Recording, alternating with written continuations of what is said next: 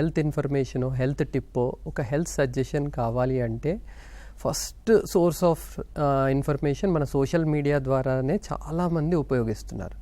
ఒక కాలంలో చూస్తే ఏదైనా హెల్త్ ప్రాబ్లమో, హెల్త్ కన్సర్నో, హెల్త్ సిమ్టమో ఏదైనా వచ్చినప్పుడు చాలామంది వాళ్ళకు ఒక ఫ్యామిలీ డాక్టర్ ఉండేవాళ్ళు. ఆ ఫ్యామిలీ డాక్టర్ని కన్సల్ట్ చేసేవాళ్ళు. వాళ్ళు ఇచ్చే మెడిసిన్స్ వాడి ఆ ప్రాబ్లం ముదరకుండా చూసుకునేవాళ్ళు.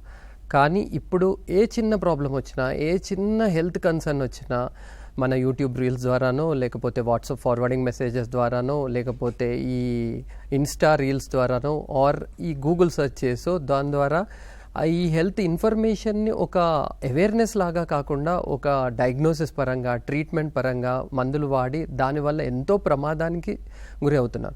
సో అలానే నేను ఈ సోషల్ మీడియాని తప్పు పట్టట్లేదు. సోషల్ మీడియా హెల్త్ పరంగా ఒక ఇన్ఫర్మేషన్ అందిస్తుంది. దాన్ని ఒక ఇన్ఫర్మేషన్ ఒక సజెషన్ లాగానో, ఒక అవేర్నెస్ లాగా తీసుకుంటే బెటర్. కానీ అలా వదిలేసి దాన్ని ఒక ప్రాబ్లం లాగా చేసి దాన్ని డయాగ్నోసిస్ ట్రీట్మెంట్కి మనమే తీసుకొని ఒక డాక్టర్ దగ్గరని కన్సల్ట్ చేయకుండా దాని ద్వారా చాలామందికి డయాగ్నోసిస్ డిలే అవ్వడము, కాంప్లికేషన్స్ రావడము, సిమిలర్గా ఆ డిసీజ్ ముదిరిపోయి ట్రీట్మెంట్ చేసే టైం కల్లా ఆ లక్షణాలు ఎక్కువ అయిపోయి వాళ్ళకు రిస్క్ సివియారిటీ పెరగడం చూస్తున్నామండి.